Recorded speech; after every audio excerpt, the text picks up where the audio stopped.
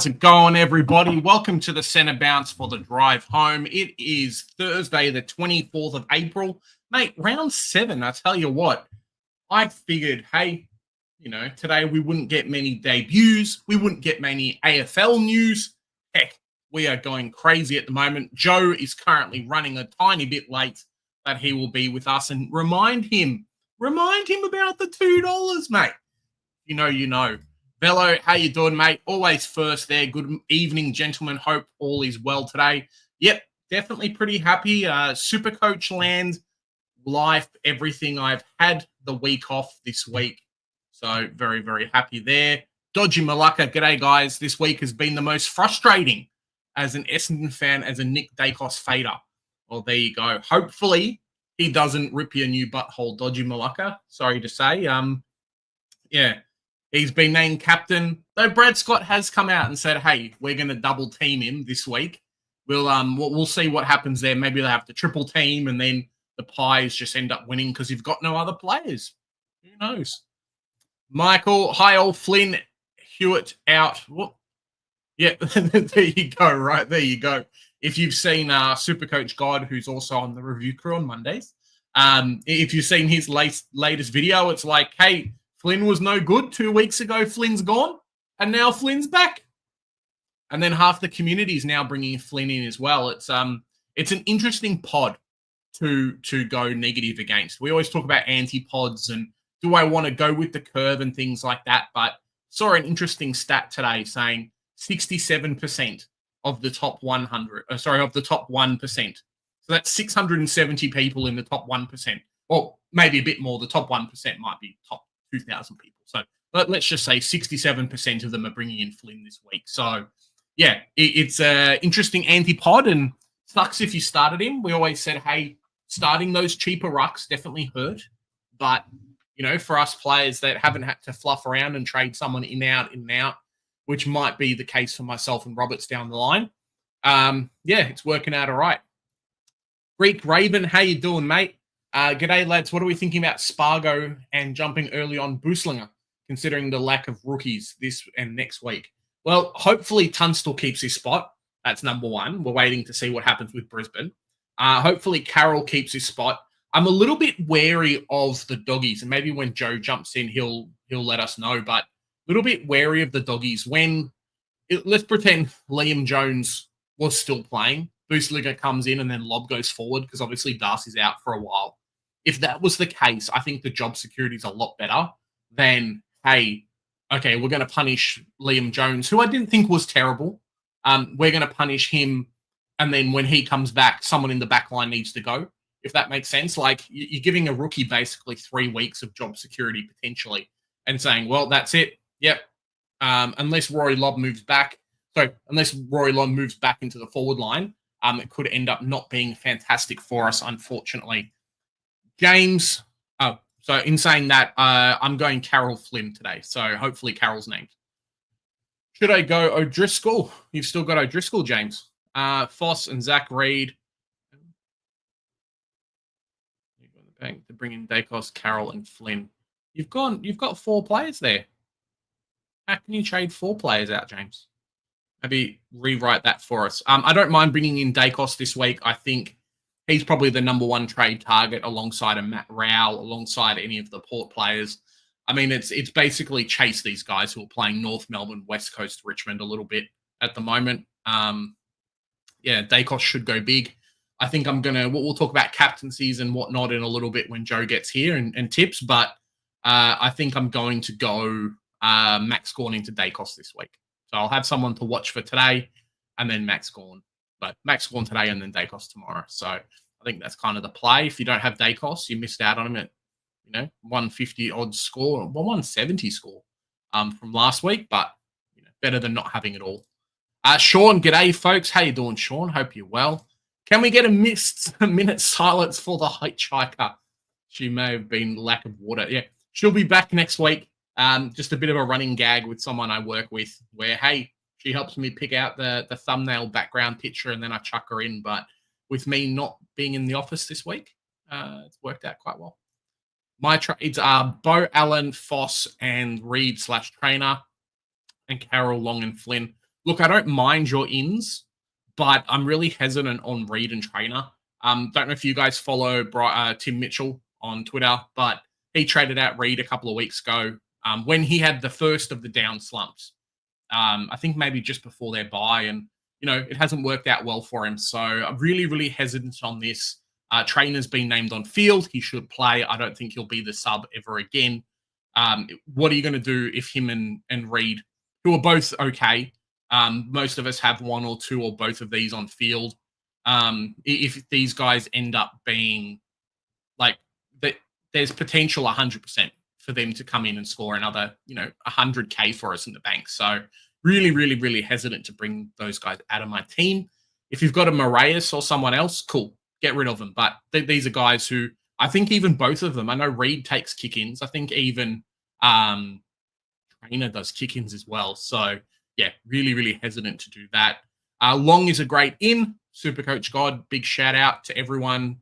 Hey, needed to bring him in this week or last week. A big push for that. And Flynn, obviously, I've spoken about him. Uncle Akka, how you doing, mate? Please name Pitane. Well, yeah, I don't know if they will. A lot of people kind of flexing and trading out TDK at the moment, but I'm keeping at least until his buy. We'll see kind of what happens there. If he drops down to a 90, well, then so be it. But I think Young will probably play, which will give them two forwards, and then hopefully TDK keeps his spot. They've definitely got as well Jack Silvani, who can also ruck / play forward anyway, because that's what he used to do. So I think he's okay. Evening, gents, ranked 1251. Congratulations, Harry. Thanks, mate. You're doing fantastic. Best rank I've ever been. Congratulations. From now on, it's just about upgrading the team, maximizing the amount of points that you've got on field, and hopefully giving yourself a few cash cows. You don't have to do exactly the same as everyone else, but try and stay with the pack. And, always a good sign when you're this rank at the moment that you can definitely push into the top 500, which, is a goal, should be a goal for anyone. It's more about just, go and check your overall score compared to someone who's maybe 200, 300, 400 points ahead, see where they're ranked, and then go from there. Uncle Akka, he couldn't even finish the game in the VFL last week. Well, there you go. Do I trade out Finn Callahan and Trainer and get in Nazaya and Carroll, or boost and get 3 trades and keep Callahan? I don't know which rookies you would pick, Glenn, but Callahan, let me see if I can quickly pull up DFS. Because obviously last week was pretty good. 1 second. If you don't already know DFS, seem to have a really nice backline role as well. So spending a lot of time half back backline. I don't know if that was a contribution or whatnot, but they're actually using him as that run with player, almost like he banks himself here at the half back, either runs with the ball forward or ends up kicking it, similar to like a Sard. Whereas I don't think he's as damaging in the middle, but when he actually gets this backline role, it looks really good for him. So this is the game from last week. So the week before, round 5 was a little bit different. And then if you check out comparable scoring, so the 116. So for his price and whatnot, I'd almost say, hey, hold on for a week and then see what happens with this week. Carroll definitely could be a trade-in. I love Nazaya. If you don't have him already, run with his next kind of run at Marvel Stadium is really good. So worth having a look there. Sorry, fellas. Mark, how you doing, Mark? We missed you on Tuesday for the Members Live. How's the scoring going in Supercoach? I'm up to 33. Nice. Well, sorry, I'm up 33 to 44. That is not nice. I think I'm reading that the right way. You've actually gone down in ranks. So unlucky. I told you, hey, bring in Draper. Draper scored well, and then Draper got injured. So, yeah, not great there. But keep with it, Mark. Stay the whole season and, learn stuff for next year. So it's all about just having fun, as Joe says. Maltesing, how you doing, mate? What a week to look forward to. There you go. I think as well, just kind of not being political or whatnot, but seems to be a bit of a loss in terms of what Australia's done with the Anzacs and whatnot. Speaking to a lot of people, I work with a lot of younger generations, a lot of people who maybe haven't been involved with Australia in the past or immigrated to Australia in their teens and whatnot, and they don't know anything about the Anzacs. So to have a week like this at the moment where, they may go to the footy and have to stand up and sing the national anthem or whatever and just get a little bit involved, if it ends up sparking a little bit for them, then fantastic. So that's all you really want as well. Corey, hey, Big J, mate. If you are going, shout out to everybody as well. If anyone here is going to the North versus Essendon game, I know North Melbourne at the moment isn't the best team to go and watch. But yeah, if you're going to watch the North Melbourne versus Essendon game, Joe and I will be there. Hopefully we see you there as well. Hope you're doing well, Corey. Good evening, guys. Frankie, hope you're doing great. Are you going tomorrow Maltesing? Well, that's not a Big J. There you go. How crazy was Riley Bonner today? 44 disposals. I did not watch the game. So Riley Bonner, 44 disposals. Get in. Yes, I got a ticket. Harry Sheezel. Now, we'll talk about him a little bit before Joe comes back, but I believe Harry Sheezel is okay. He did spend a tiny bit of time. I know there was some articles and whatnot, or at least some stuff up on Twitter about Harry Sheezel potentially being injured. But I believe he will be okay. I do not believe he's injured. I think he'll be fine. Let me just see if I can find some stuff on Twitter for Harry Sheezel. But yeah, went off to the sidelines, had a chat with Clarko and with Tom Lynch. Some people were saying that, hey, it was actually a list management meeting. So, yeah, I think he's going to be fine, though. So, no dramas there, no worries. Yeah, Harry Sheezel's back. He went off and did some sprints after that. Apparently, some fans also saw him doing some goal kicking at the end of the game, at the end of the session as well. So, yeah, no dramas there with Harry Sheezel. He's fine. We're cooking with fire at that point. So, yeah, Harry Sheezel, keep him in your team. Currently, he's hanging out in my midfield. So, yeah. G-Bags, how you doing, mate? Thoughts on which trade I should prioritize this week? Marriott to Petrarca or Clary to Newcomb / Dawson?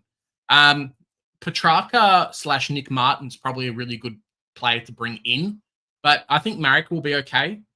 Surely you have some other players in your team that, I always say, if you've got a player scoring 90s, just keep them on field for a bit longer.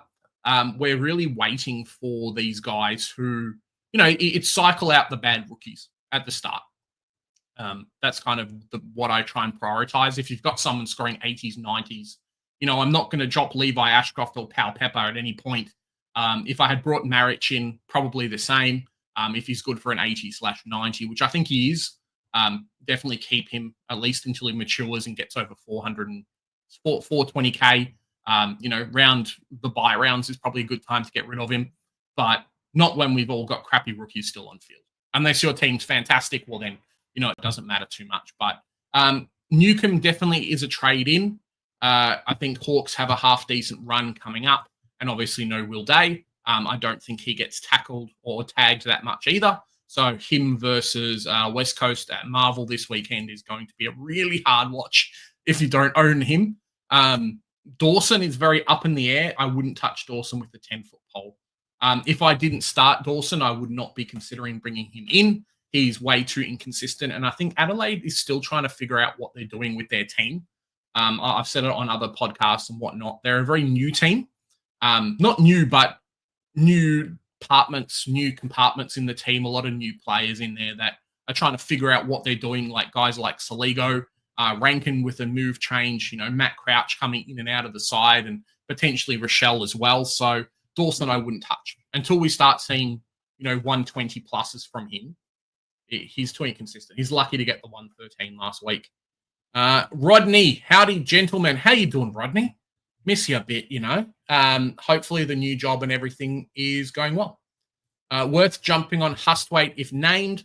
Look, as I just said, anyone versus West Coast is probably a good shoe-in. I'm a little bit wary of bringing in rookies that maybe don't have the best job security or that aren't on the bubble at this point. So I'm happy to wait for him.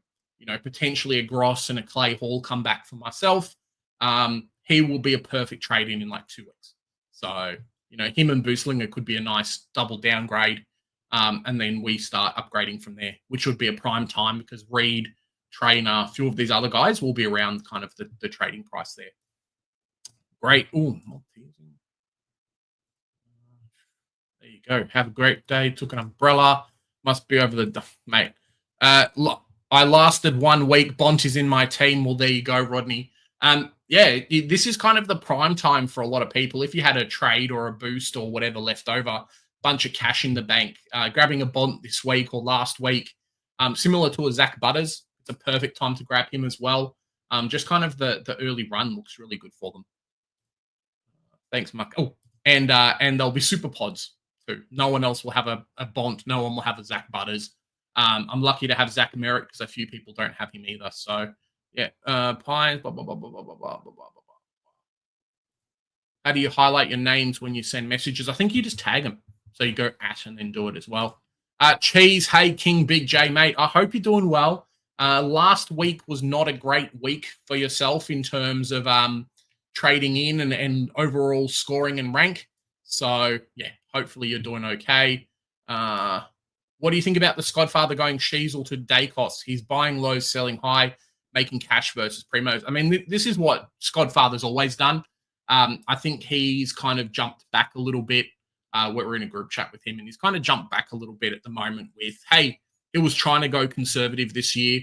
It's his worst rank ever. He's a bit worried. He probably isn't going to go and get, the top ranking that he wants.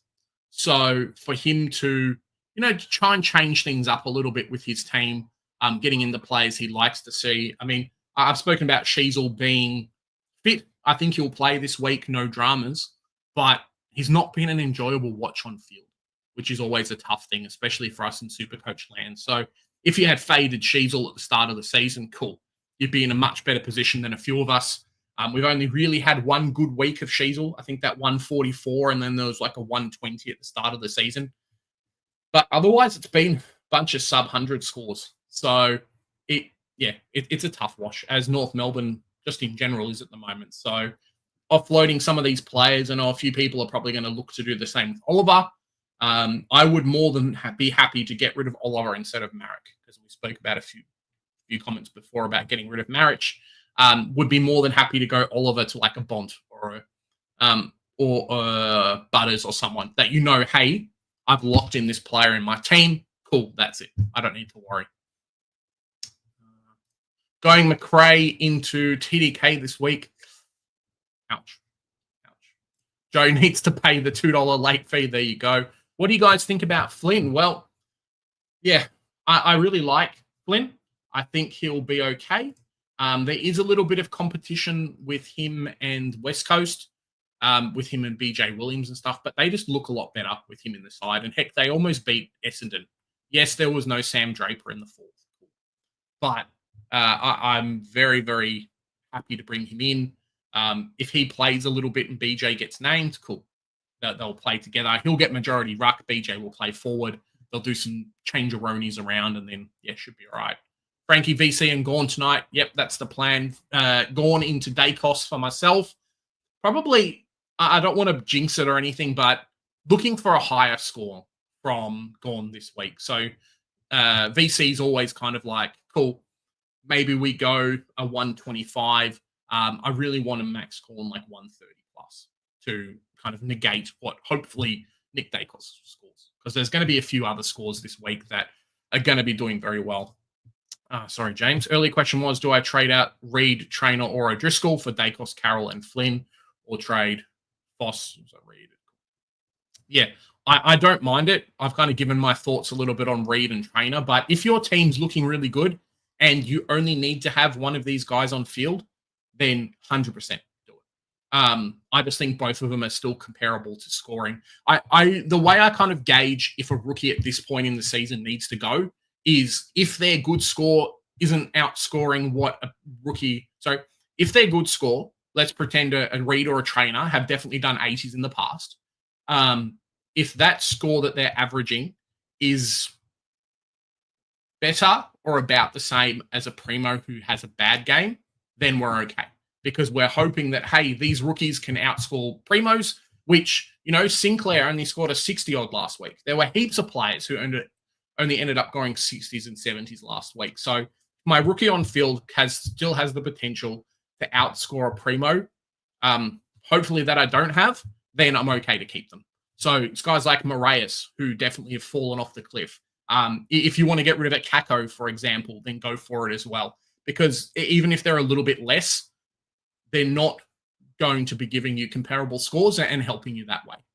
Carroll might be good for a 60 every week. We'll make a bit of cash, but if you've got 2 or 3 rookies in the back line still on field, like myself, unfortunately, I got rid of Roberts. It sucks, but I've got Bice, Trainer, and potentially Reed in the back line at the moment. So I need to hope that these guys can outscore what a primo scoring poorly is. And that's kind of where I go measuring my team. So that's why I kept Levi Ashcroft. A few people traded him. That's where I kind of kept a Pal Pepper. Obviously, that saved my life a couple of weeks as well in a row. It's kind of just this good comparable scoring and a good measurement there as well. Get rid of the guys that aren't scoring well for you before the ones that are. Thoughts on trading TDK to Flynn have both. Pitnet might not even play. So I think jumping off TDK at the moment is probably the stupidest thing I've heard. He's playing Geelong at the MCG. Like, he's not versing Wits or someone else who nullifies Ruckman into the ground. I think he'll be okay. Lewis Young played last week. TDK is not injured. I'm not a fan. Hey, is it worth using a boost to Trainer to Carroll and get Dacos instead of a Primo? Look, I don't mind it. I did kind of just give my thoughts on getting rid of the players like Zach Reed and stuff. Problem with Rosie is that I think his break-even's only a 60 versus Dacos. If you think, Zach, heads up, if you think that Nick Dacos is set for a 160 odd and he's going to go bananas, and it's going to really suck not having Nick Dacos in your team because everyone is going to captain him and you're not the one that's going to captain him, then do it. I don't mind bringing in Rosie because he's playing North, and North at the moment is shambles. And Rosie's good for probably a 110, 120. He's a little bit cheaper.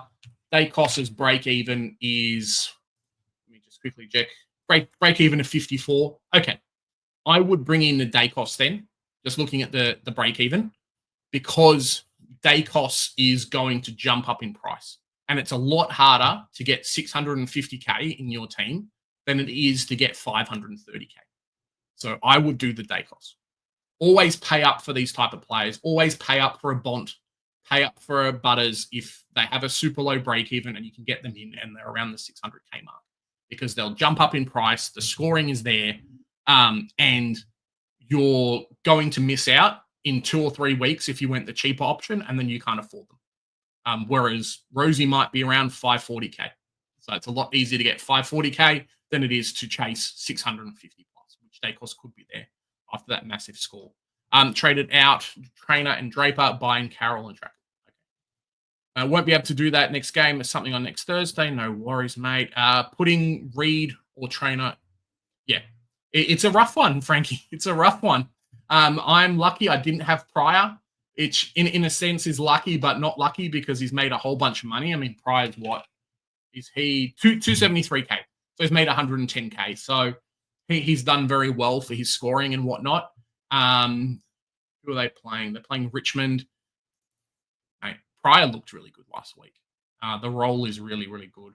And they're running him off halfback. And Pryor's probably keeping Sard out of the team long term. So, I mean, he's keeping them not being the sub. So, yeah, he's doing very, very well. Cheers. Cheers, Big J. Thanks, mate.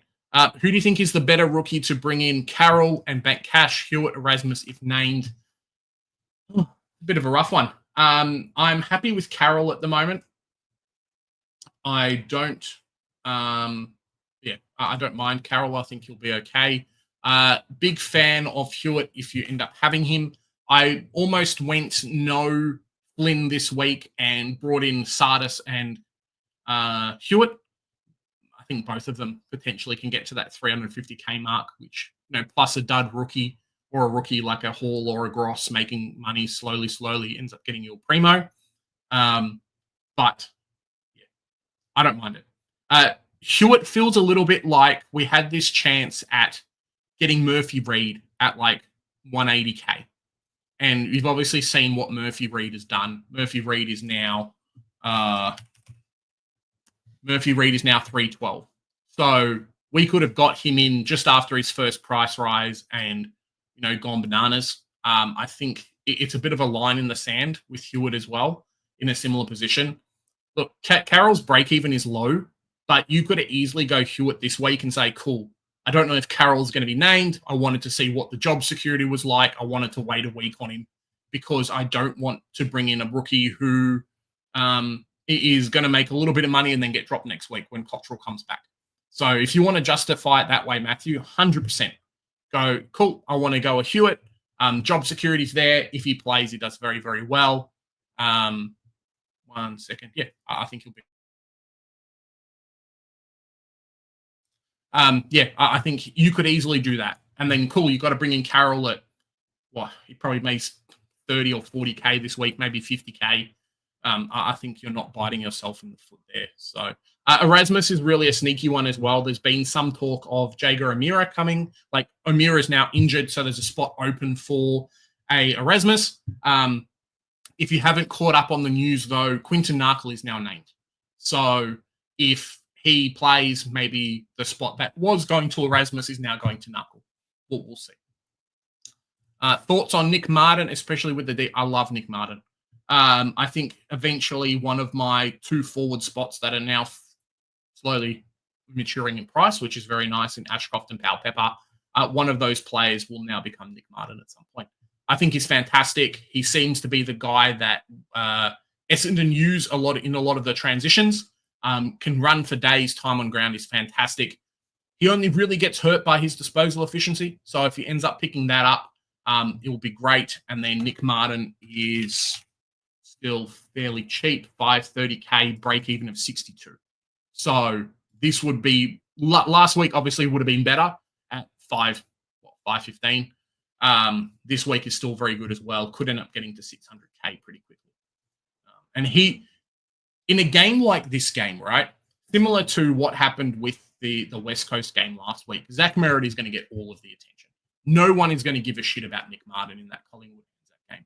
He's the one that's going to jet around, do all this crazy shit, get like 40 touches because everyone's going after Zachy Merritt, whoever else is in the midfield. Maybe Still Shield takes a bit of attention. No one's going to touch Nick Martin, and Nick Martin loves to run. So he would be my sneaky bring-in this week, I think. I'm up to, cool. Nice. Getting rid of Short for, 100%. If it gets you another primo, I'm more than happy to say, cool, trading out a player that has probably plateaued in terms of scoring, in terms of capability. This is where I'm okay with trading Oliver to Nick Dacos because you're probably not going to keep him the whole season. So trading out Short to Dacos, cool. Just hope that Nick Dacos doesn't cop a little bit of attention this week, which he potentially could. Thoughts on Carl Amon? Got the West Coast Richmond fixture. I really like him. I think he's done well. I think Damo from Supercoach Edge, shout out, mate, if you're watching, brought up Carl Amon as well as potential in. I think he's one that may get a little bit of the points now that Will Day's out as well. Did quite well last week. He scored 152. So, yeah, the ceiling's definitely there. They'll use him quite a lot. Good disposal efficiency too. So, yeah, I think he's an okay selection. Nick Martin is a go. There you go, Mark. Tim Kelly, I believe, is out for quite a while. Corey should free up a few of these guys. Hopefully, Hall/Gross come back and actually feature. Hewitt coming back though kind of hurts that a tiny bit potentially, but yeah, I think he'll be okay. I believe that kind of foot issues resurfaced, and someone stomped on his foot at training. So yeah, not great. Trainer or Reed, given the forecast, mate. Yeah, you can if you want to, but I've kind of given my thoughts a little bit on these players. I think they'll be okay. I'm more in for the long run in terms of the cash generation. So I think they'll be fine, and they probably won't be sub ever again.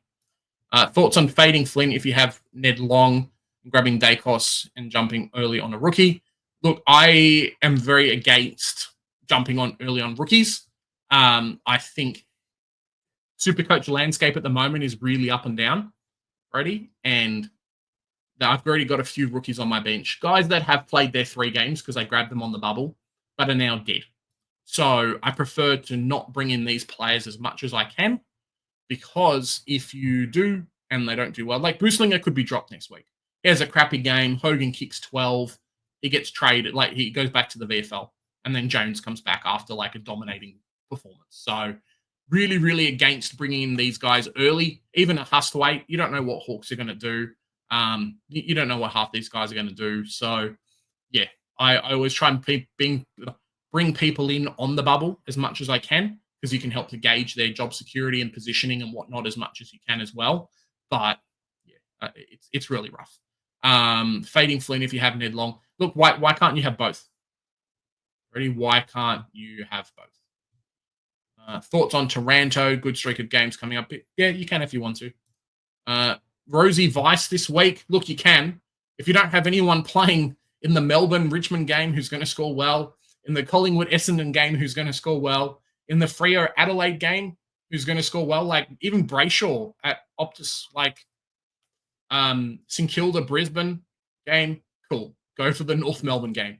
My question to you, Dr. Cod, is who's going to be your captain if he's this late into the weekend and he's not your not there?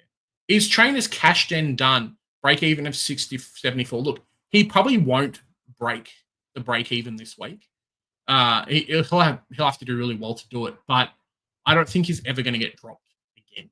I don't think he's ever going to get made sub again. They had a 5-day break, I'm pretty sure. That was kind of the reasoning for it, and then him coming back into the side. So, look, I think he will be okay. If he scores a 60-odd this week, in 2 weeks, the scoring's out. He's only valued at, what is he? Valued at a 50. So as long as he beats 50 for the next 2 weeks, like he's good. Trade Trainer or Reed. Look, if you can keep both, you can. Trainer is probably the one to trade out of those two, though. VC gone into Zach. Go Bombers. There you go. Gone into Merritt/Whitfield for you, Velo. Fantastic. JCR. SPP, the Rook of the season for me. Wish I had him. Could be another Tom this week. Well, yeah. I mean, as a North Melbourne fan, I hope not. But as a Supercoach fan with SPP on the field, yeah, he's been great. Murphy Reed is probably the one as well. There's a couple like Reed and Hewitt who we've spoken about who are pretty good selections. Love Dacos, but if he's going 130 in the yeah, that's the big thing too. It's easy to nullify these players when that's the situation. Nakos is a must because he scores well, then good. But if he scores bad, then everyone has him anyway. Well, yeah, I mean, if he scores bad and you've got the guy who scores let's pretend a Hewitt from Carlton, right? If Dacos scores poorly and you brought in Hewitt instead at comparable prices, mate, you could be 50 to 100 points up on the selection. So it depends about who you bring in that isn't Nick Dacos. I assume Joe can jump on the field, or is Joe not? Joe's distraction. He said, "Hey, Joe."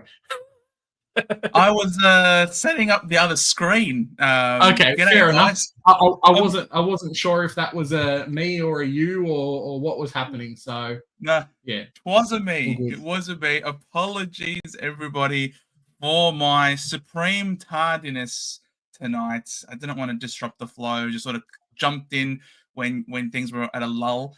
But oh man, long weekends are awesome. When you have commitments the following week, like court, for example, and you've just lost 2 days worth of preparation that you otherwise could have had, gee, it becomes a very stressful week at work. And then we also had skeleton staff, 2 people away on leave, and the principal was sick. So I'm doing 4 people's worth of work. So yes, apologies for my delay. I'm absolutely wrecked, but I could not miss the drive home. mate, it's going to be huge. I can't get Nick Dacos this week, and I am terrified. Yeah, apparently it's going to be a wet game tomorrow, Joe. So I know that you're watching the game live. So hopefully you bring your raincoat is probably the big thing. Maybe we can get some sneaky photos or something for next week. That'd be cool. If not, we'll have our game on Thursday next week. $2 owing. I'm not going to pay myself $2, Causa. What score will you take from Gorn tonight, Joe? Let's pretend you've got Dacos. Yeah. I kind of mentioned it earlier about I would need a more inflated score than your normal VC to not go Nick Dacos this week. So what would you say from Max Gorn? If you had Dacos, like you had both, what would be an acceptable score for you not to pick him? Well, for me, I just feel like, you know that saying, a bird in the hand is worth two in the bush? Have you heard that one before? Yeah. You know, sometimes you just take the known commodity. And that's why people tend to play just with a 125 plus rule.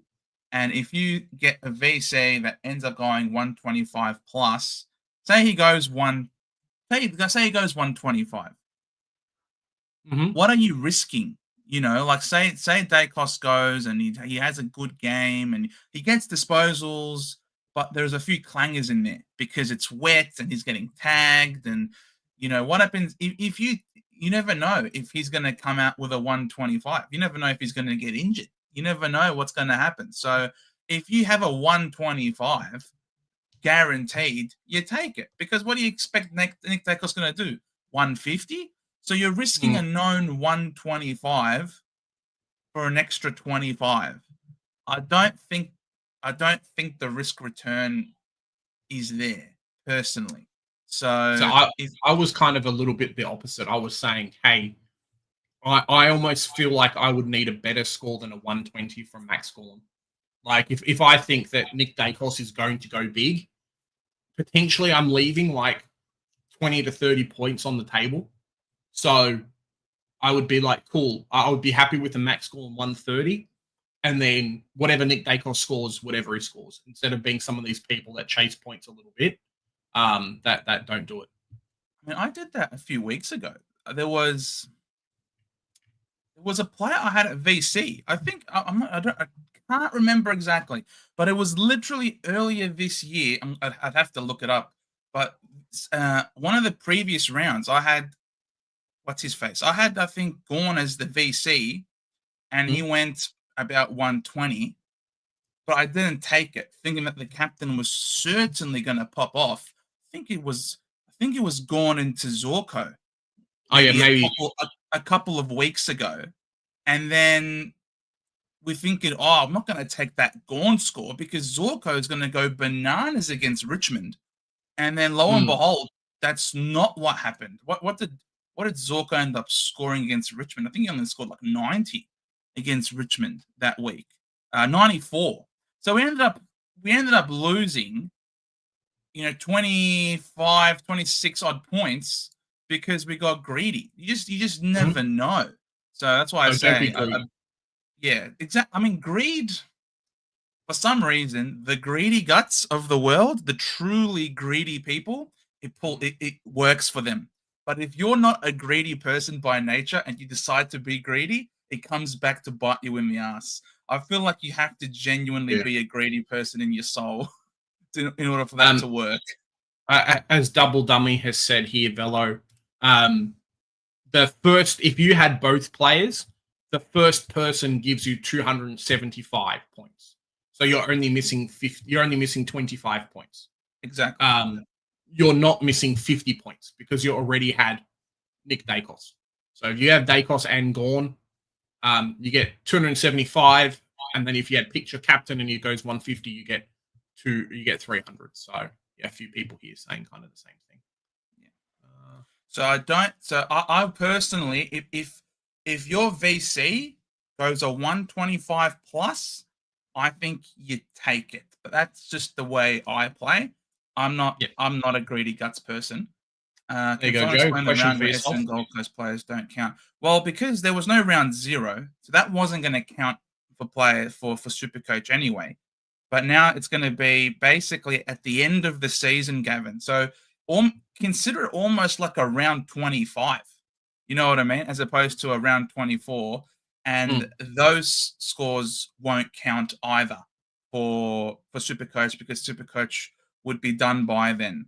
So essentially, if you've picked an Essendon or a Gold Coast player, you are going, you can say that they've missed 2 rounds of football in round 0 and round 25. But in reality, that round 25 score was going to be given in round 0 anyway. So you're technically not really missing a round of scoring for those players. The only annoying thing was that if you had an Essendon rookie to start with, it would have then you miss out twice. Price rise. Yeah, you missed out on price rises. So that's where the issue was. So if Zach Reed played in round 0, he would have had 2 price rises before the bye as opposed to only 1, which, as we know, cash is king. So the Essendon rookies and the Gold Coast rookies, which really don't exist, but mainly the Essendon rookies, I suppose, were unfairly prejudiced against with their cash generation. But in terms of the premiums, it doesn't really affect that much. Yeah, and that's the thing, right? Like, I brought in Zach Merritt. Cool. Everyone from last week when I had brought in Zach Merritt only has 1 bye left in terms of Supercoach. Like, I don't think round 25 is actually going to count. That'd be funny if it did, Joe, but round 25 I don't think counts in terms of Supercoach. So round 24, whoever's got trades loads up on their Essendon and Gold Coast players, and then cool. Okay, but I don't think that's going to have trades. Seriously, who's going to have? That's what I'm saying. That'd be a good boost, a good incentive to keep all these guys or have them play. It's like, I've not done very well, or I'm ranked number 2 and I've got a trade left, so I now bring in Gold Coast / Essendon for my round 25 score. Going into Newcomb, I don't mind it. Do you want to pull up the tips, Joe? Maybe we'll do some tips. We've got 5 minutes left. You know how many tips I got this week? 2. It was shit. Absolute shit. I got 2 tips this week, fellas. 2. And they were the 2 games. If you haven't joined the tipping competition, guys, they were the 2 games that were no good. How do you even share this? How do you share the tipping comp again? I don't know if it's too late. Is it too late? Is it too late to join? Might be too late to join. Maybe. 4 rounds. Well, we got a tipping competition, I guess. I got 5 on the weekend. So better than your 2, that's for sure. I went West Coast to lose, which was lucky because they almost beat you guys. And then North Melbourne as well. So, yeah, that was my 2 tips this week. Not great.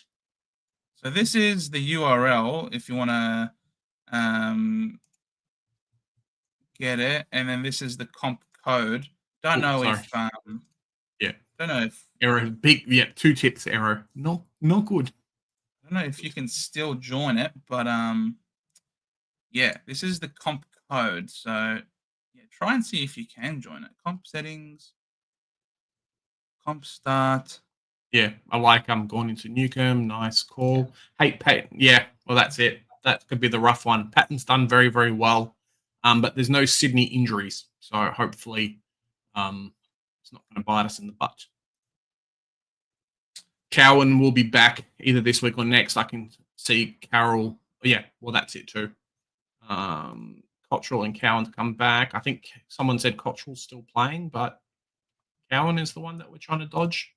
How you doing? How's your team riding high, Joe? Double dummy. There you go. Oh no, it's not riding high at all. It's we're trying our best. We are trying to do something and make some space. Yeah, make some space. We've brought in Long this week. We're throwing Long. We're looking for a Hail Mary, and we're bringing Long in this week. I saw there was some injury news over there at the West Coast, which meant that maybe Gross ends up getting a better gig now that Kelly is also injured. So decided to keep Gross. So. Lindsay's been named. Hall plays every week. And yeah, what I've done is Humpty Dumpty can get stuffed because he was a fraud for Flynn. And then, I mean, I had no other people that I could trade out to get to Long. So Sardis goes because I just don't know when he comes back. If he ever comes back, we can always downgrade to him. But at this stage, we're going to get someone who is scoring similar to a premium or a lot less than for half the price of a premium. And he'll make you some good cash too. Yeah, if he keeps going 90s, he'll make me 100K in 4 weeks. And he's someone that I could then flip at his buy, similar to Chera. So, Chera is someone that I was planning on not keeping throughout the whole year, hoping to, get to the buys, continue to doing what he can for as long as he can survive without doing any injuries, and then flip him to someone better. And he's doing that job perfectly thus far, touch wood. He's sort of creeping up with some cash, but really it's a lot better than Oliver. Yeah, absolutely. Better than this Clary. I was so close to trading him out to Dacos this week because I'm sick and tired of you being a spud. But the only thing that's kept me holding him is literally the fixture. If it wasn't for the fixture that he has, with Richmond this week and West Coast next week, absolutely, I would have just put Clayton Oliver in the barrel and shot him out of my team and got Dacos in. But I'm just going to bank on terrible conditions and some physicality and maybe therefore some forced turnovers potentially for Dacos. But look, it's still pretty early in the season. We're only into round 7 now. And I don't know if it's worth sidewaysing or if it just should be prioritizing cash gen as much as possible because cash gen's pretty tight. I mean, I've already got Campo seems to be dead. O'Connell's definitely dead. Boyd is dead. So I've already got 3 dead rooks. Stone, the slowest of burns, honestly. A little matchstick probably burns brighter than Stone does on our bench. Cleary, this 30 sucks. I'm holding on to Trainer because I think he's not going to be the sub anymore. Obviously, he's a much better scorer than this. This score is purely because he was subbed on so late in the pace. It's playing against Melbourne, who give up points to defenders. Plus, I get the benefit of looping between him and Reed. I don't think Reed's going to score very well this week, just by the by. It's going to be wet and raining, and he's tall. 14 break even. Look, just make me a little bit more money this week, and he might be someone that ends up getting traded next week. I can totally see Reed going next week. And the benefit, though, of Stone is that he's got the DPP. So we can trade him and then swing Stone there. And whatever forward or mid rooks we have can work. That can be it. So I'm trying to play the long game a little bit. I'm not going to blow up the team and trade out a premium like Sheezel or Oliver. I'm just going to keep working away and trying to get rookies off the field. The team looks all right, yeah. It's good. Okay. It's not the best. What do you mean? You have like 2 rookies on field. Yeah, you have D6. Well, I don't know if Dice counts at this point. You've got D6, and then you've got like Lindsay, and that's like your worst 2 players. Lindsay and then D6. It's better than me. It's not the worst. Obviously, don't have the highest caliber of premiums. Would have been obviously better. Obviously, would have been better if we had Nick Dacos in there, or if we had Sinclair in there. But we don't, so we just live with what we've got. And I'm just trying to prioritize the long game, trying to hold on to the rooks to make me some money, trying to get long to make me some money. So, yeah, that's how I'm going. Thank you, Double Dummy. We'll check out the teams and then we'll do tipping. Watch Sardis get named and score 80 plus to annoy Joe. Well, that's the way. Let's see, Velo. Here we go. All right, let's refresh the team lineup at 6:20 p.m. Let's have a look. All right, so we start with Melbourne and Richmond. Noah Bolter out with curfew. Oh, actually, well done, AFL. It's back to normal. Someone at AFL headquarters was watching our stream last week and saw us absolutely roast it to shit. So, yeah, very good. Love to see it. Oh, May big in. McVee, big in. Fritsch, he's a bit of a flog, but he's not bad. He's not bad at football. Bolter out. Samson Ryan's out. Reece Mansell Campbell, great. Yeah, it's hard to see Richmond get up for this one. Personally, I'm definitely tipping Melbourne. Yeah, tipping Melbourne, but they have done it before, Richmond. They have. They've definitely beaten the odds before, so I know Swizzy's down there watching the game today, so hopefully it's okay for him. Yeah, it's just that Melbourne are an entirely different team when it's both May and Lever playing, but they were especially vulnerable for a second there with even May out as well. So May coming back in is a big one. So yeah, I'm tipping Melbourne by 17 points. Or 20 I've got here. All right, 20 points it is then. Yep. All right. Collingwood. Yep. Still no Elijah Sardis, and I spoke about this on the weekend. I spoke about this in the member stream on Tuesday, that I was a bit concerned that Sard's going to get dropped, and that's what's happened. Sard's been dropped. Langford, look, he wasn't even in the captain's run this week. I fear that we're rushing Kyle in because we've essentially got no forward line. Peter Wright came back last week, thankfully, but it's going to be a wet, rainy day, so I don't really know how effective Peter Wright's going to be, other than simply being a backup ruck for Todd Goldstein, who the old gold is back, ladies and gentlemen. Holy crap. Meanwhile, for Collingwood, Dan Houston's back in. Just wonderful. Membry's back in. Just wonderful. The team gets stronger. The top of the ladder team gets stronger. Meanwhile, we are the freaking walking wounded. Have you heard Have you heard the theory that the likes of Bontempelli and a few others are going over to Collingwood next year? Yeah, Bont on like $3 million or something. Like, come on, man. They can't afford it. They can't afford it, bro. How are they going to pull out that money from? They'll figure it out. Pendlebury will come back for like $50 or something. Give him a year's free. Give him a year's free so he can break the record, you know. Oh, man. Probably. So, yeah, the good thing is Ned Long is still named on ball. Now, of course, you can't. You can wipe your butt with this. It's not guaranteed, but yeah. Hopefully Ned Long continues in that role. Lockie Sullivan probably be more forward. Membry's a forward. Houston is obviously, as we know, a gun half back. So that's the question becomes: what do they do with this bloke? What do they do with Perrywoman, who absolutely killed our Supercoach scores early in the year? So we'll see what happens. But yeah, it's going to be Collingwood by how much, right? Collingwood by 40, maybe. Probably. Oh, congratulations to Ben Mackay. Yeah, there you go. I was going to say Ben Mackay, 100th game.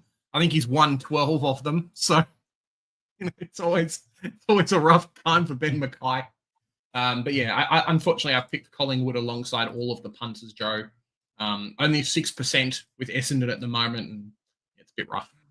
That 6% has only tipped the Bombers only because we seem to win it every 4 years. Yep. That's literally the only way people are. Hey, it could work out. But the thing is, we suck at milestone games. I don't even remember the last time we won a milestone game. We are really bad. Oh, Mark! Essendon and upset by 12. You heard it here first, folks, lads. Mark Lavelle. And it's going to... By the way, now that we got you, Mark, we can't put $5 on Sam Draper, all right? Yep. I know we said this, that we're going to put $5 on Draper for the medal. What are we going to do instead with your $5, Mark? What? How would you We've already put the money on Kako for the medal. So Kako's got medal money. What are we doing with your money, Mark? What are you going to do with your money, Mark? Let us know, please. So, yeah, I'm hoping... I've got the VC on Gawn, hoping that he can go bananas against Richmond, and then I've got the captaincy. I've got my captaincy on Merritt. I don't think they're going to tag. They don't really tag the Pies, not with this midfield mix. He always stands up and he loves playing against the Pies, so I'm backing my skipper. If he goes bad, and the team goes bad, then it's just a double whammy for me. But fingers crossed it works. Get the Freo and the Crom. Your old boy Quinton Narkle's been named, Joe. So there was some talk that with Jago O'Meara being out injured for a while, that Erasmus might be in. But Erasmus is not in. Quinton Narkle is playing. I think Dudley might actually be the sub as well. So a few people have him in their team. Might be in a bit of trouble. Makes sense. Quinton, you say my boy. He only played VFL for us. Yeah, no, but it's more than what he did for North Melbourne. So go for Anzac, $5 on Nick Martin for the medal. Done. That's very sensible. Very sensible, Mark. I like it. All right, I'll do that now as we're talking. Before any freaking prices change. All right, deposit.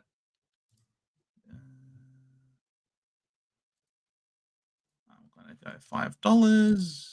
Bust through a few more of these questions while we're here.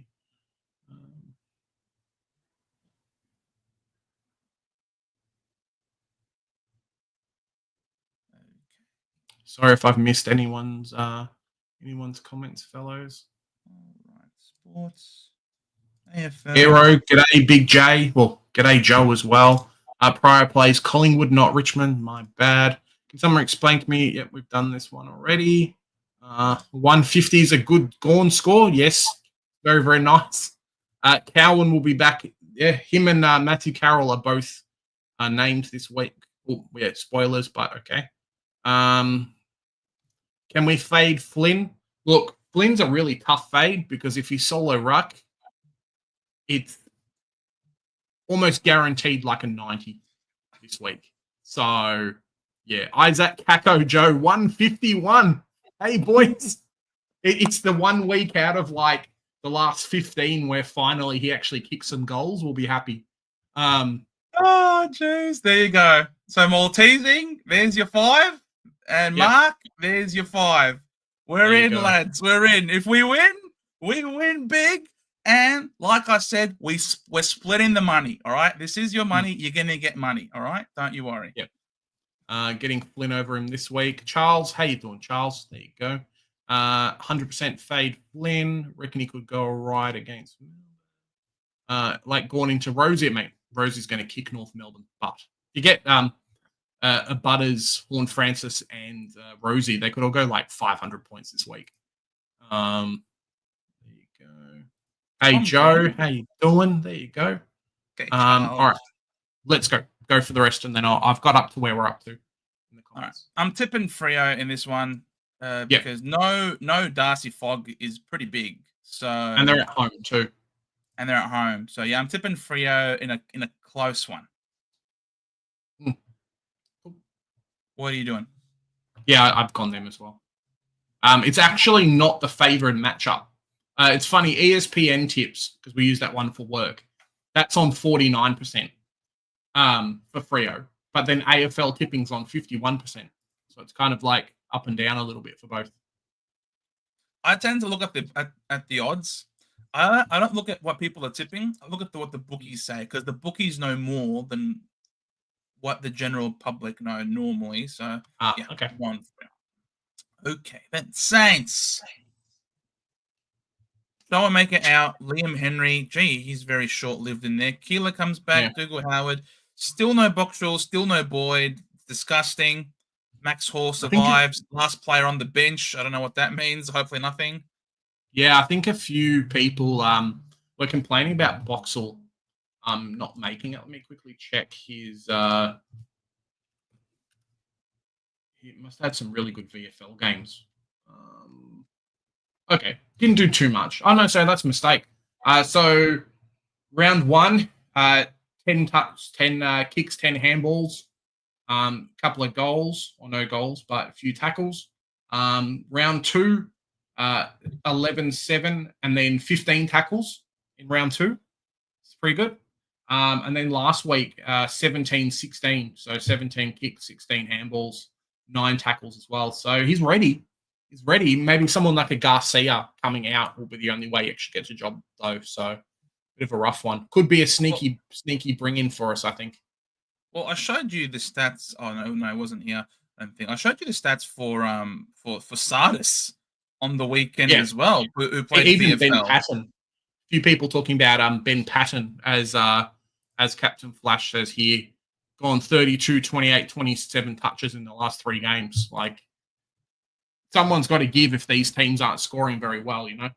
I'm very surprised that Sardis was not named this week, to be honest. 32 disposals, 5 tackles, and this doesn't show you, but I saw it on the VFL website. He had 15 clearances. 15 clearances. It's good job. In wet weather football, clearances are pretty important in the wet, but we digress. So, Winhager, back pocket. Do you believe it? I don't. That's why don't look into this too closely. Yeah, surely Jimmy Webster goes back there. Yeah, you'd think so.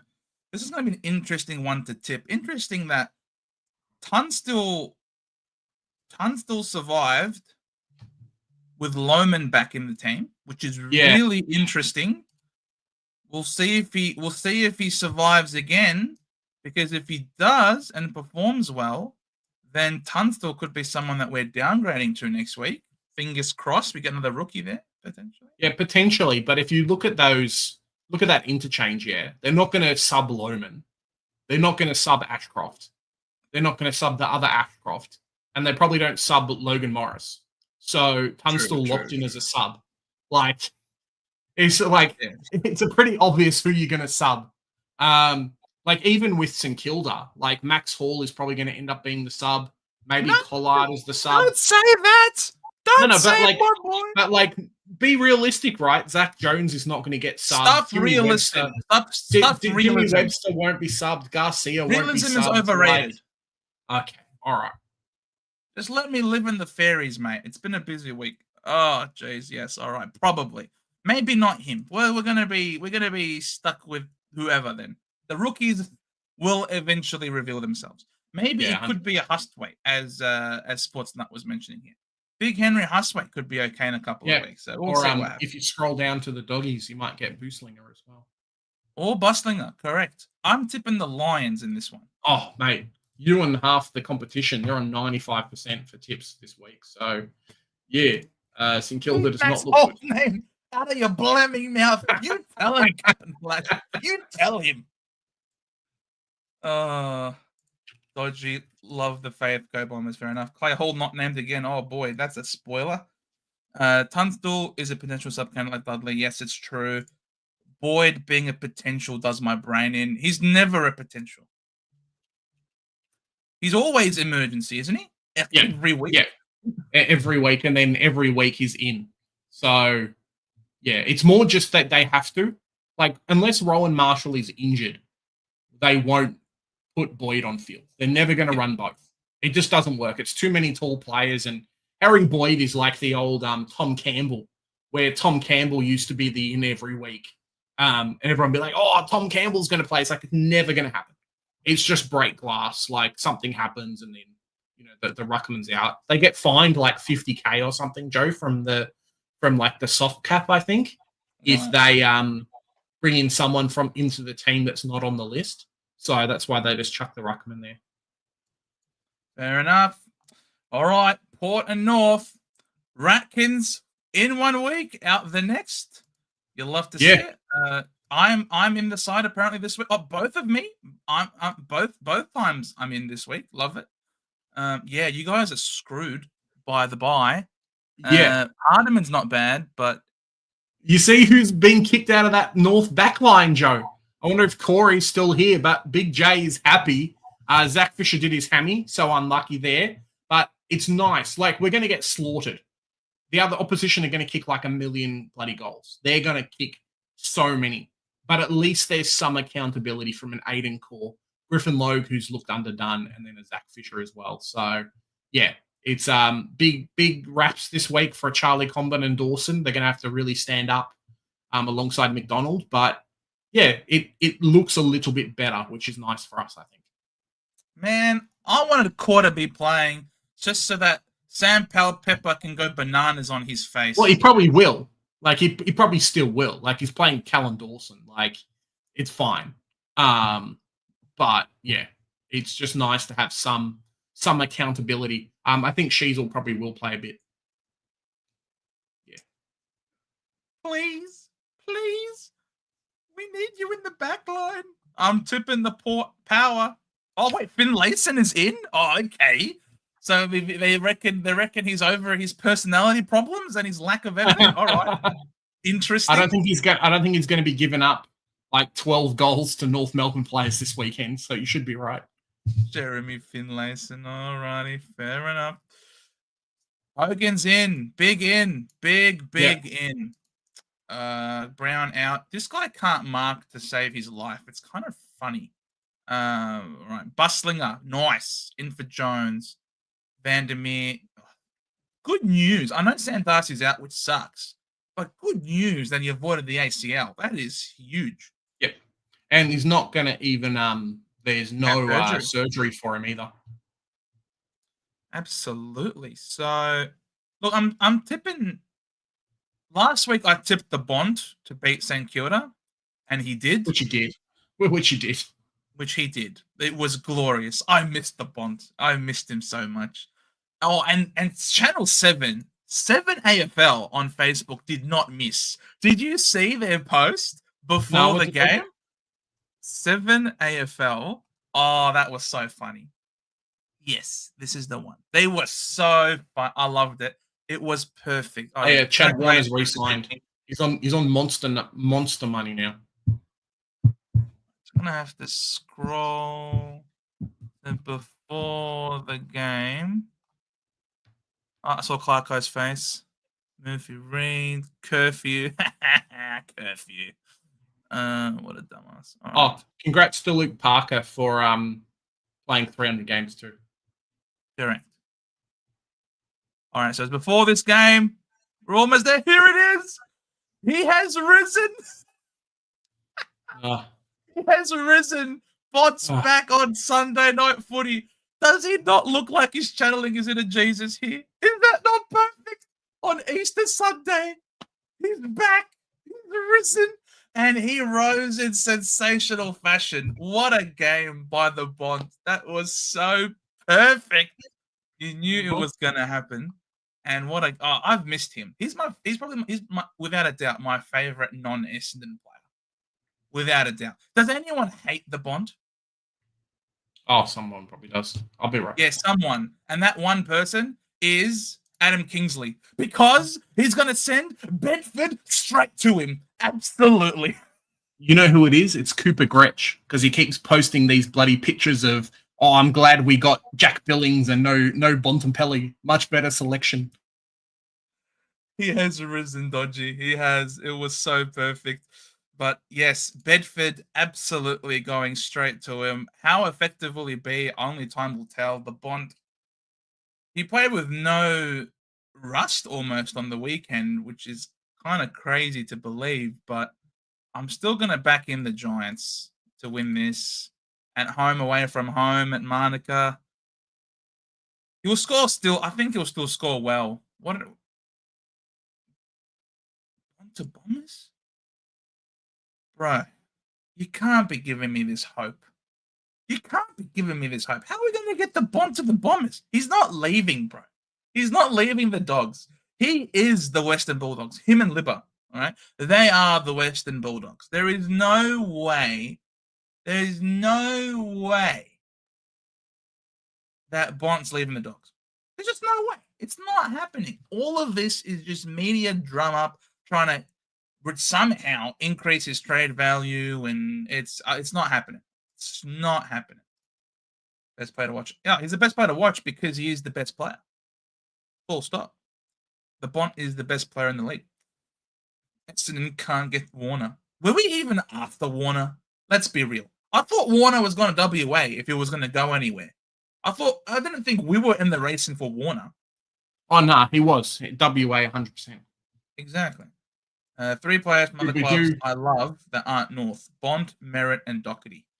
Yeah, no one hates Doc. for sure.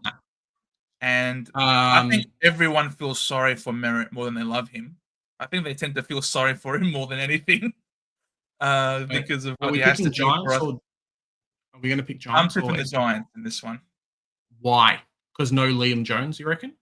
Oh, no, it's not because of that. It's because the home away from home and Jesse Hogan really is everything for the Giants. If Hogan out of the team just means that forward structure and goal kicking, just because seriously, who's next after Hogan as the number one in that forward line? Like Toby? Yeah. Package? Toby's not really a number one that you kick to. Toby's a smart player who will separate himself from his direct opponent. But in terms of a prime target, though, this is the man. So him back in is everything. So I'm tipping the Giants. I was talking also as well. I wouldn't go early on a Buslinger. Like, I think he'll be okay, but I'm a little bit wary when a Jones comes back. Unless they're dedicated to move Rory Lobb forward, they might actually struggle a little bit and he might get in a bit of trouble. So, yeah, don't jump on him early. Exactly. So, yeah, it really is Hogan or bust. He changes, yeah, exactly. He changes everything about them. And you could see when, Cadman's second tall, yeah, but Cadman, he's just not there yet. He's just not there yet. In time, I reckon maybe as soon as next year, Cadman could start to take games by the scruff of the neck, but just they're not yet. So it's not going to happen. Extending the race for everyone. Touche. I would wait on Bont with the tag and good. Oh no, I'm not saying get Bonty now. We're just simply singing his praises as a footballer, not as a super coach option right now. Oh, so true, John the Bond story. Yeah, 100%. He's not leaving. Yes, we are. God is on the list. Yeah, Bont is on the list. Yes, indeed. In Bont, we trust. There are three things certain in life: death, taxes, and Bont being the unanimous go. Here, Ben. Love it. Yeah, that's pretty good. Then Sunday, extended teams. Interesting. I like the way they've done it. Extended teams. Just everyone come in. We won't even list anybody as a potential out. Just ins. But that's how it is. That's how it is, though. Like, that's how it always has been. And normally there's an outs, isn't there? Like this one. Oh, maybe there's just no outs. Maybe they just don't have any outs yet. Yeah, they've got no outs at the moment. So you're just going to play 25 players, Joe. Like 26, 27, 28. It gives Ben Patton a chance. Yeah. Yeah. Oops. Riley Bice, drink. I'm tipping the Suns at home. I do love the Bailey Humphrey now named as a follower instead of forward pocket. After everyone's traded him out that had him. It's like, oh, now I'm a follower again. Oh, sorry. Angulo. Unbelievable. Going with the Suns. Going with the Suns. Yeah, I've picked them too. Carlton. Mackay. Cowan. Doherty. Holy shawarma. These are the two people who we were afraid of. Don't trade Patton in instead of Carroll. No. Don't no. Look. He's been confirmed. I think he's confirmed by the coach. Matthew Carroll's the first. Is there... Where is Carroll? Am I blind? His first listing on the interchange. Carroll is first listing on the interchange. There he is. Matthew Carroll's on the bench. Okay, so Carroll's on the bench. He'll play. He'll play. I think it's been confirmed. I think it's been confirmed by the coach that he's going to play. Why would the coach confirm that in advance? Because they like him. Stuff him. I don't trust Voss. He sucked us in with Lucas Campriali, remember? Oh, well, yeah, that's a bit different, I think. Why would you play him? If he's not ready for AFL football, why would you play him the first 2 weeks for them? Normally you start with your best team, don't you? Yeah, maybe all the other guys were not best, though. He was best.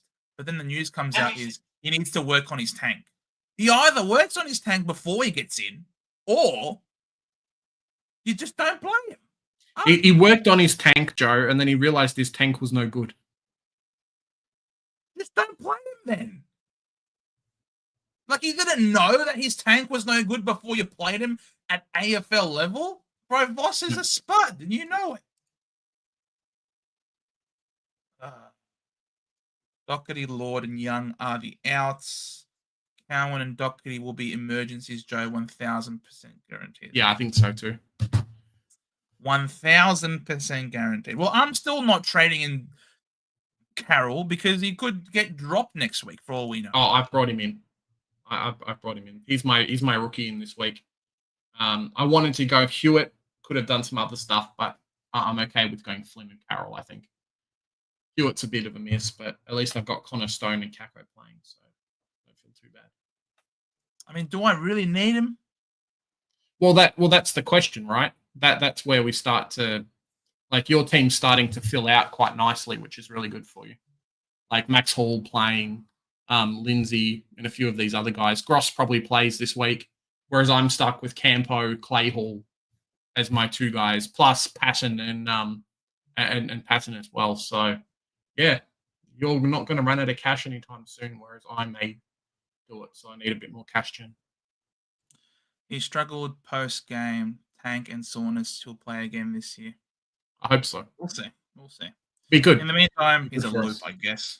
I'm also not trading in Carroll at the moment. Got Dacos and Flynn saving the boost. Poor! He got Dacos and Flynn while saving a boost. There you go, mate. You're set. He probably traded like Oliver plus like a Roberts or Jaden Short or something. You know, you can make it happen that way pretty easy. You go Short plus Oliver, and you get Dacos and Flynn in this week. Yes, more teasing. G'day, how you doing? Hope you're doing well. Well, there you go. For tomorrow, I'm sure. I did have to trade out Saligo and Trainer. Well, you must have had some money left in the bank then. Nah, Trainer against Melbourne this week. Yeah, I'm keeping him. Trainer against Melbourne and guaranteed not to sub. And there's no Noah Bolter. When that 2 drops out of the system, we go back up again with the cash gen. I like him. I'm holding him. Yeah. Apparently, Tom Brown is the sub tonight. So if any of you guys considering getting rid of Jaden Short, it might be a selection there. Tom Brown, the reporter. Interesting. Yeah. Alrighty. West Coast. So, and Hawthorn. Nash for the dog act. Out for 4. Yeah. No, you're not a bastard. Then did you see the picture of Connor Nash now has to play for North Melbourne for the next 4 weeks? That was a good meme rolling around. That was pretty funny. Ginnivan, McGuinness, Hustwaite, McDonald. Let's be real. It's probably only Hustwaite. Yep. Probably. They need to fill Will Day's mid spot. For a mid. Yeah, a mid for a mid. Just sort of makes sense. Oh.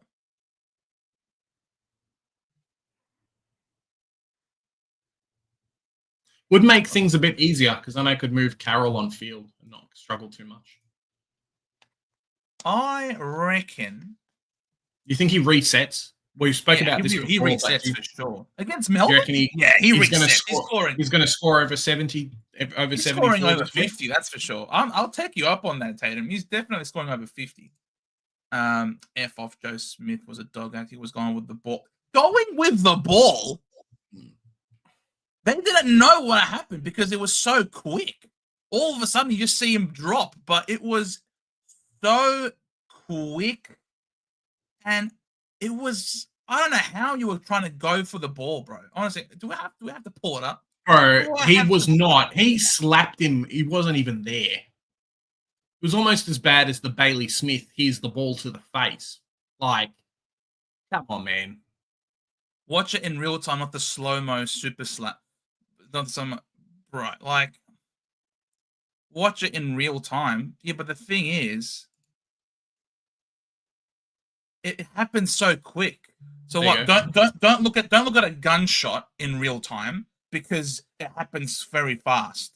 Don't look at it in slow motion. Look at it in real life. No, I'm not going to look at it in real life. You have to look at it in slow mo It's to there. see Should the be there. detail.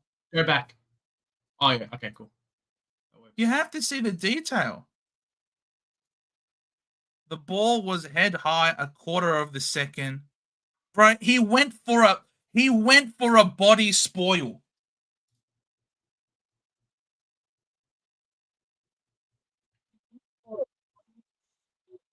You know it. Yes, he was trying to hit ball, but he was also trying to hit body at the same time. The Hawks and the Cats, they hate each other, and there was obviously the Bailey Smith thing earlier on in the game. And there was remonstration. The closest guy there was remonstrating with him, and the other one was calling for a stretcher, was calling for assistance. You can't say that there wasn't remonstration. And just because there was no remonstration doesn't mean that he didn't do the wrong thing.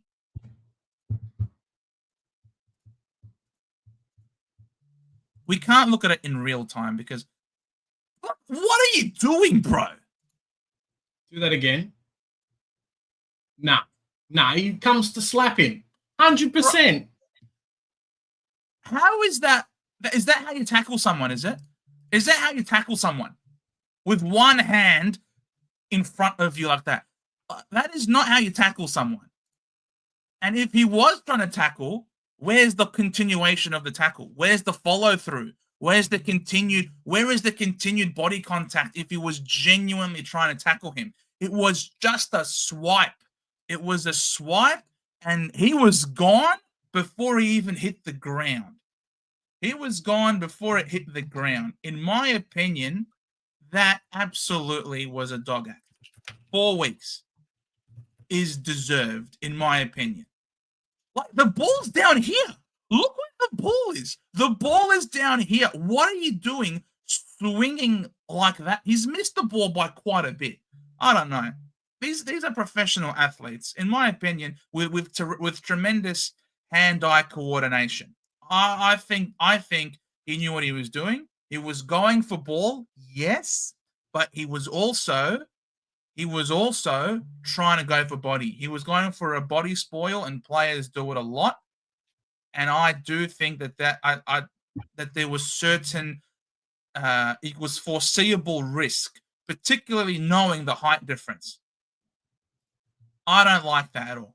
I don't like that at all. Personally, I don't like that. He's going for a body spoil. He knew what he was doing. He's a physical player, and he knows he likes to play with physicality, and he took a risk, and the risk, unfortunately, has blown up in his face. Absolutely. It blew up. He took the risk, and he deserves to pay the punishment. He took the risk. So, yeah. He deserves 4. Absolutely, he deserves 4, in my opinion. All right. Put a curfew on him. Lock him up for assault. 4 weeks is the right call, Lawyer Joe. Double dummies having a cry because Hawks have lost 2 in a row. Looks like Sicily's still in the G crying for free. Okay. No, he had a bad game. Sicily had a bad game. He's a lot better than that. Well, he also got relegated to the forward line too. Sicily, I think it was in the 3rd or the 4th quarter, ended up getting moved to the forward line because it just wasn't working out for them. So something to watch, I think, in the next few weeks. Rubbish, and your Hawthorn hate is showing through. Bro, my dad barracks for the Hawks. I've got nothing against the Hawks. I'm talking about that specific act. I've tipped the Hawks in so many games this year. I've got Hawks mates who watch me on Fancast been like, yeah, another tip to watch. Bro, I got nothing personal against Hawthorn. Plain and simple. Bro, I'm just looking at that.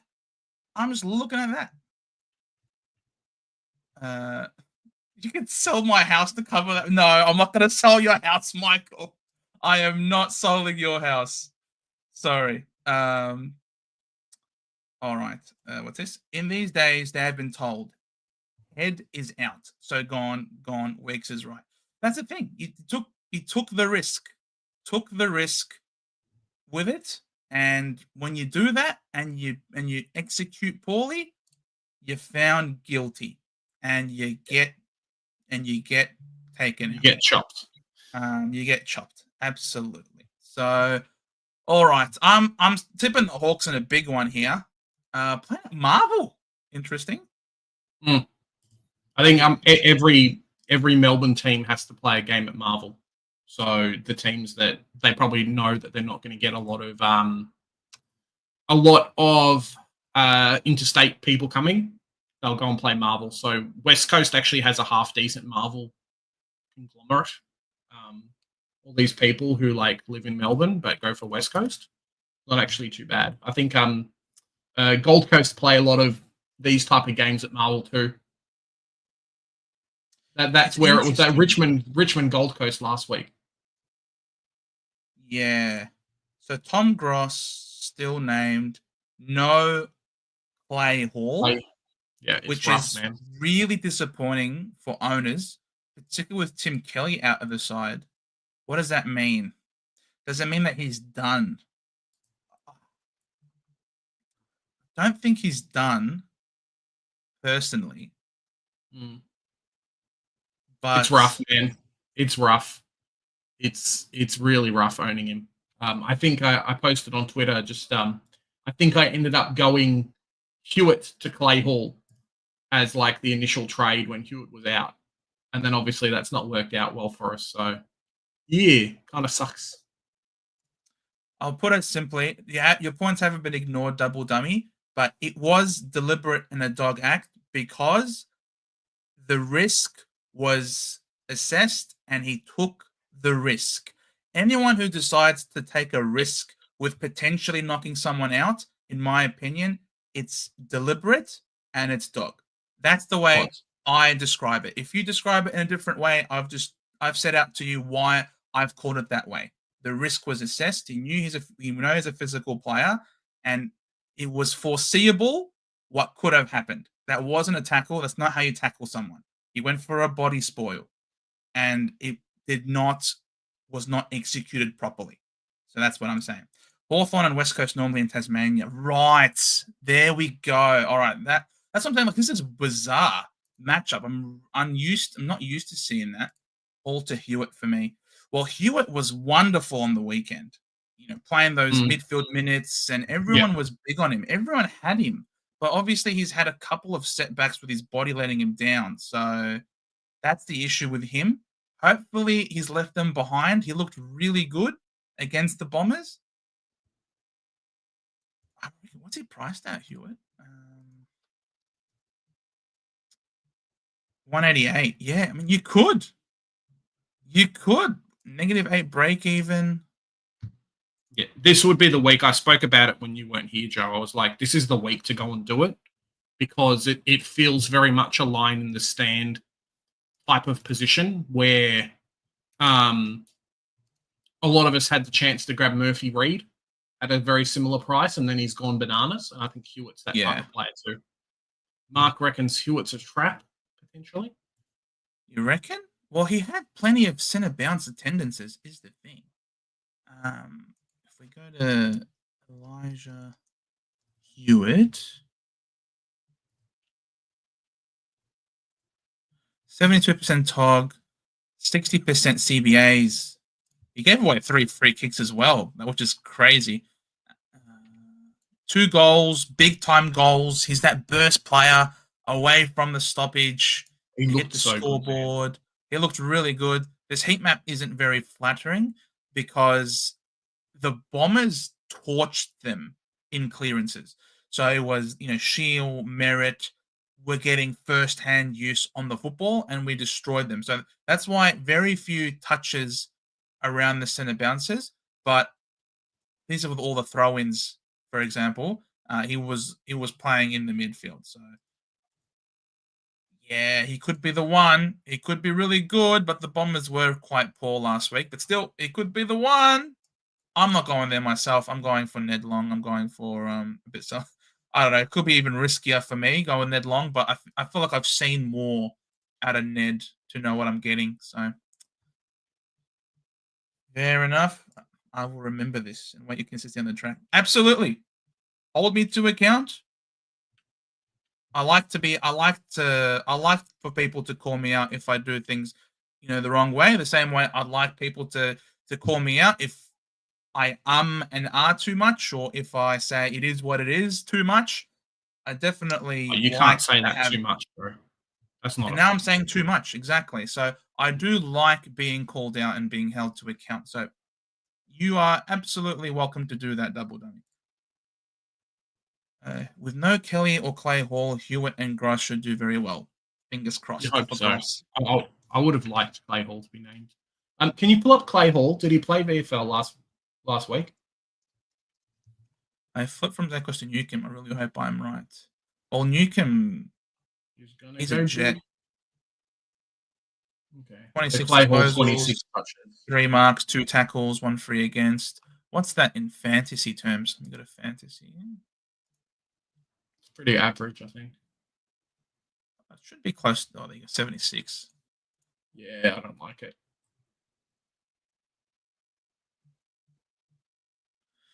Yeah, so I think Newcomb he's substantially cheaper.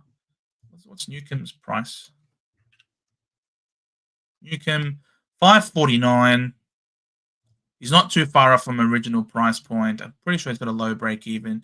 Yeah, 87. He should smash that. And I was watching him on the weekend. And I also was watching him when I was in Gather Round as well. He's got incredible work rate. He's a great tackler. He just sort of sticks his tackles and it works. Yeah, 9 tackles, 4 tackles there, 11 tackles against the Blues. He's just, and obviously he's in and under contested in nature. Clearly a main mid. He's been building over a number of years. 53, 86, 98, 101, 107 now. I honestly reckon you could go with Jai. I reckon he's a great pod, and his fixture does Looks open good, up man. as you mentioned, Double Dummy. His Yeah. fixture also opens up from here, so I reckon he's a great shout. Great shout. If you can't afford Nick Dacos and you can get Newcomb in, for example, without using a boost, could be awesome. Hawthorn, green, neutral. Then a bit harder there, but he doesn't care because he's just contested and he'll just tackle. Dog, same thing. Yeah, If great St run. Kilda were an actually good team, like they've got a pretty good run coming up. In terms of inside mids, Collingwood have a great one.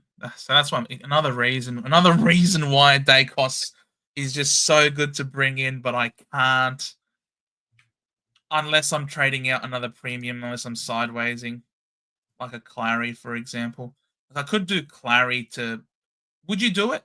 Knowing that Clary has got the 100 break even and Richmond and West Coast to come. Look, I probably wouldn't do it. it. I wouldn't do it knowing that. I would say, okay, Clary's had enough time to break out, to do very well in terms of scoring potential and everything like that. We thought we were going to get more hundreds than what we have, and it's looking like Clary is going to be a trade out.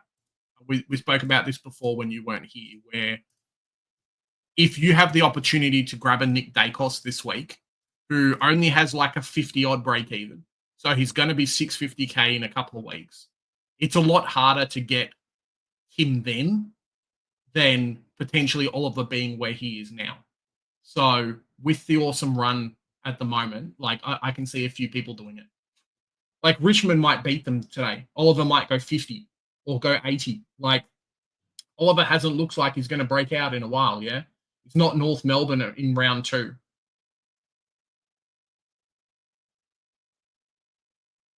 Yeah. That's the only problem. I'm thinking about it. I could do that. If only I had a boost left, I would I know. to make the team look very, very well today. I would go Clay Hall to Hewitt, and I would not be as sad as what I am now. Oh, well, life goes on. Yeah, hold on, going after. I did hold on. I did. And thankfully I did. The reason why I picked him is for the fixture.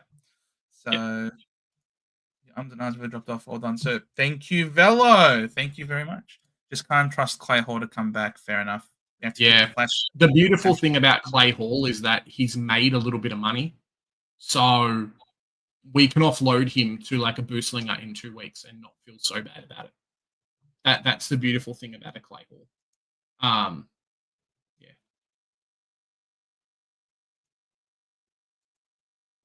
What did you undo? So you reckon is it worthwhile to just going Humphrey and Clary? So if Clary was to go to Dacos, send Dacos into the mids, and then just you can get Flynn. You reckon is that fine? Just Yep. Clary and Humphrey to Flynn and Dacos. I would be very happy with that.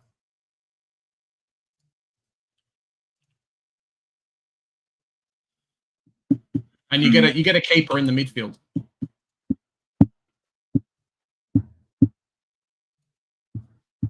Now you got 3. Now you got 3 keepers, Joe. Looks nice. Looks better. Yeah, it just means that this midfield now. So Sardis is still not playing. You just need Sardis to come back. Like that's all it is. Yeah, but I just don't know if he will. I just don't know if he will. He'll be back. He'll be right. It'll be like a Camporelli or a Ben Patton or someone that, hey, he'll come back at some random time and you'll be the only one that has him because other people have to go and upgrade to like a player. You'll be fine. You just know Clary's going to go nuts now. You just know Clary's going to go nuts. Nah. Now that I've done this. You'll be fine. And then we just loop between Hall and Gross. When does Hall play? Hall plays... Yeah, Hall plays before Carlton. Yeah, good. And then if that doesn't work, then we'll just field Gross. Yeah.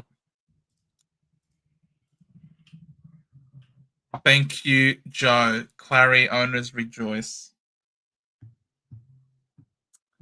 I live to serve, Aero. I live to serve. You got Ryan Marriage today. You'll be fine. So will Ned Long show me the money. 120 incoming Oliver. Yeah, nah, stuff it. I'm not doing this. Keep it looks better. No, Nick I promise you, Oliver. What's your break even for Oliver this week? 100. Like what are you expecting from Oliver? I don't care. Nick, I'm trading away a premium for another premium. Stuff him. No. Stuff him. Clary can get stuffed. No, I mean Nick Dacos can get stuffed. I don't care. No, I'm doing this. Sorry, Flynn. Yeah, I'm doing this stuff. This crap. We're playing the long game. If he pops off, he pops off. So be it. I don't even care. Long will pop off. Long will outscore Dacos this week. Is that your prediction? That's my prediction. Long will outscore Dacos this week. I can't do this. All right. You're going to go to the game tomorrow not owning Nick Dacos. And you're going to be like, Ned Long instead. Every touch Nick Dacos gets, you're going to be like, bloody Nick Dacos. I hate your guts. Every time. I just need...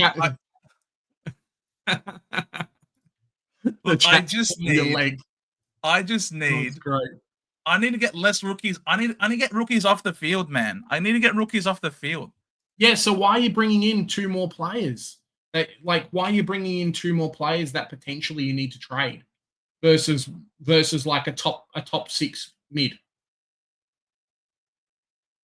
Like Ned Long's not going to be a keeper for the year, so then you're going to have to trade him. Like Matt Flynn could be a nice flex, but you've now brought in 2 guys that's like, oh, I'm going to have to trade. Like you've guaranteed yourself spending 2 more trades, Joe, in your team. Because you're going to have to trade Oliver. So much money, though. But so much money. You're going to have to trade Oliver. Like... Yeah, but he's going to give me big points this week and next week. Oh, I'm sure of it. Big points. Oliver, big points. Clayton Oliver big points. Like Clayton Oliver more points than Nick Dacos this week. Is it not possible? Anything's possible. I'm not saying it's not possible. I'm just saying you're hurting yourself in the long run in terms of trades, man. Fine. No, don't do it. Do what you like. Do what you like, because then I can't be held accountable. I don't like any of it. Do what you like, because then I'm not held accountable to what you're saying. We didn't even finish our tips for this week. We got super sidetracked. I just over. We still got Carlton and Geelong left. Oh, it's gonna be Geelong. I like it, Joe. Go with your guts. There you go. What was my guts?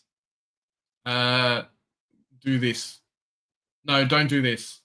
That wasn't your guts. Was this the guts that you're talking about? What guts? Look, I like it. I like it. But it's up to you what you want to do. I don't even know what my guts is anymore. What guts? What's a gut? Who knows, Joe? Who knows, man? Every time you're at the game, Nick Dacos gets a touch. You can be like, yeah, Nick Dacos, woo! What do you like? You guys like it. What do you like? Which one do you like? This one or the other one? Which one? Which one do you guys like? I'm in tears, boys. It's been great entertainment. What's happened to the community? Let's do these last two tips.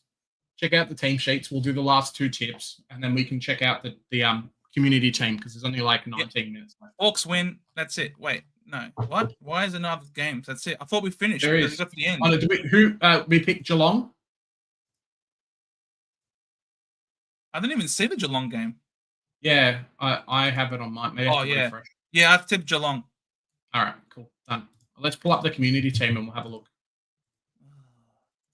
So is this good or not good? This is good. I like it. I like it. You know what? Well, let's just break him. Let's just break him to the. This is going to be so funny next week. It's going to be so funny next week. Oh, Nick Dacos scores 60. Oliver scores 800. Oh, I was even going to trade Washcroft the Bond. Mate, that's still doable. Seriously, though, long season long, Dacos is who you'll need over long. Fair enough. Just get Dacos. He's a really good player. Diamonds cost money also and better returns. Fair enough. You guys are correct. I'm overthinking things like Tuesday. I'm an overthinker. Yep. So much thinking. Fade Dacos. Get out of here. Joe, Abs is dropping Sheezel for Dacos. That I know. What a legend. Joe orders a Dacos combo. Fair enough. No more rookies or Ned Long. Yep. No more. This is the community team. Chat. Joe will now kill it. Rip Nick. It was a pleasure to know. Wrong Long. Get the West Coast boy. All right, Initiator. So this is the community team. Hewitt. Disco. Hall is still dead now for us, unfortunately. But Gross is in. We could loop. We could use Hall as a loop now. We can loop between... Oh, Carroll is being named. Okay, so that was a successful trade-in. Yeah.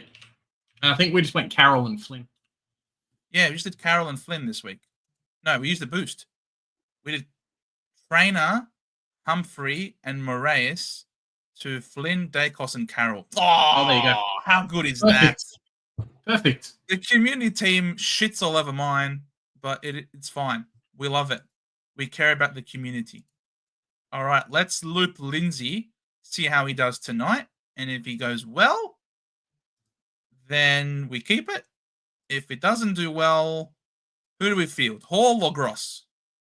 Probably Hall. Maybe Hall. Yeah. Maybe Gross without Kelly. Maybe both. We can't field both. How do you field both? We feel gross. Just get rid of Ashcroft. Just drop Ashcroft. Gross. We feel gross. Okay. Yeah, how great is our team, Charles? Charles, seriously, how great is our team? Our team is so good. Yeah. Our team is the best. See you next week, gents. Have a good one. See you, Charles. Enjoy the weekend. Charles. Oh, God. Nice looking, sweet team. Field Hall. Okay, great. So we could have both, as Hall has DPP. It's true. That means we'd have to drop Hewitt. Do you really want to drop Hewitt, though? Nah. Oscar McDonald next as rookie. Defo get him in and Travalia out. Well, we don't have Travalia. Yeah. You mean Hall, maybe? Potentially. I don't know about McDonald. I think McDonald's only in the team because Boss is out. So the job security is not great. When Boss is back in like 2 weeks, that's it. He's cooked. So I wouldn't be doing it. Oh, talking about your team. Oh, fair enough. Against Hawks in Melbourne? Maybe dropping Hewitt. Nah, there's no chance, man. He's playing on ball. Hewitt almost won them the game. It's true. Like there's no way the coach would need to resign tomorrow. Like there's no way. No way. You could say Joe's in for the long. No, Joe's out for the long haul. Haul? He's gone. No, I'm out of the long haul. I'm now doubled down on Nick Dacos, and I've captained him just to test fate. I'm testing the universe and just how much it hates me. So I've captained Nick Dacos, and if it fails, don't blame me. Joe's coming after everybody. Blame the universe. Don't blame me. Blame the cosmic hatred of Joe, all right? That's who you blame. I agree. Hewitt is better than Hall, just worse than option. Yeah, I wish I had it. I wish I had a boost left. Hewitt would be in my team like nobody's business. I'd love both Hewitts in my team. I'd love both him and the Carlton Hewitt. Immediately taking my VC off Dacos. Absolutely, Sean. Lest we forget, thank you so much for coming on. Yeah. If you guys haven't, a red poppy or, a donation to your local RSL or anything like that goes a long way. Yes, it is a football game tomorrow, but it's representing a lot more than just football. It is, of course, honoring all the men and women who gave up their lives and sacrificed their livelihoods for our freedom. So, yeah, absolutely. Yeah, 100%. Let's go, Gorn and Lindsay. Stay low, trainer. Yeah, well, we traded them out, so yeah, we don't really care anymore. The trades boys in Holmes, Carroll, and Flynn. Ooh. This is very Hippo Supercoach-esque, and as a result, it gets a tick for me. Love me, Hippo. He's doing those exact same trades this week, I reckon. Good luck, Maltesing. May the best team win, which will certainly, I think, be your team. But regardless, I'm going to enjoy the day, the solemn occasion of it. It will be wonderful. So, yeah. On that note, guys, thank you guys so much for joining us.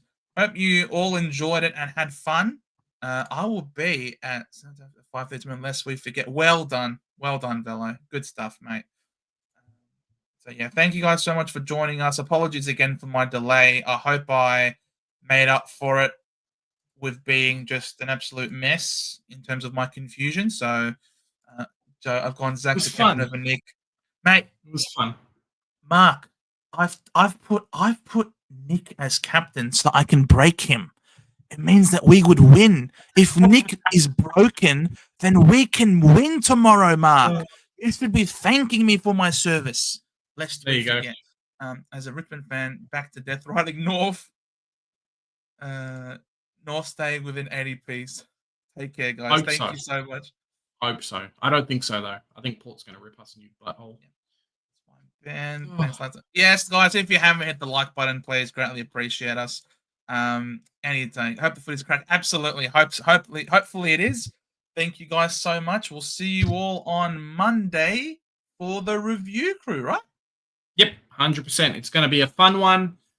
We can all complain about Nick Dacos going 180 and Joe actually owning him. Yeah, it should be a fun time. Well, that will certainly take the sting off things for me at the football every time I see Nick Dacos with the footy. Like, I hey! told you, it's worth it, mate. You bring him in, you bring him in, your team wins, you do well. Your team doesn't do well, Nick Dacos scores 350. You're good because you've got Dacos in your team. Like, it works out nice. Up the plains. We'll see you guys in the next one because we do the hard work. So you guys don't have to. Bye for now. Bye for now.